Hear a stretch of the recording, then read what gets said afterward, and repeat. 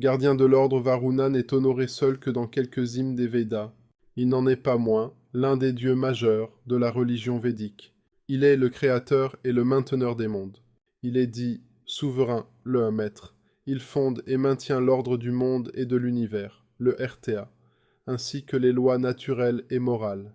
Il est en rapport avec les eaux originelles. Varuna est dit justicier. Il punit le coupable au moyen de ses lacets. Il est le lieur, mais en contrepartie, il délivre le pécheur repentant. La personnalité de Mitra est insignifiante dans les Védas, où un seul hymne lui est consacré. Mais il semble que son rôle a été beaucoup plus important et que Varuna, avec qui il partage les fonctions cosmiques, éthiques et judiciaires, a fini par lui ravir ses attributs.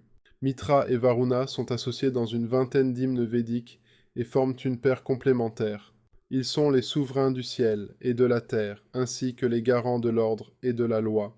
Dans les brahmanas, plus tardifs, ils apparaissent comme deux pôles d'une même force protectrice. Cependant, leurs rôles respectifs sont précisés. Varuna est associé à la guerre et à la justice. Il peut être violent. Il représente le pouvoir temporel, l'archétype de la royauté. C'est aussi un dieu de la nuit.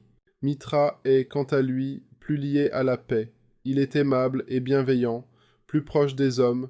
Il les aide à tenir leurs engagements et peut servir de médiateur. Il peut aussi être l'incarnation de l'autorité spirituelle, l'archétype du sacerdoce. C'est enfin un dieu lumineux, voire solaire.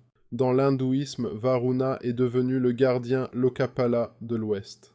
Sa monture est le monstre marin appelé Makara, qui rappelle son ancienne fonction de maître des eaux.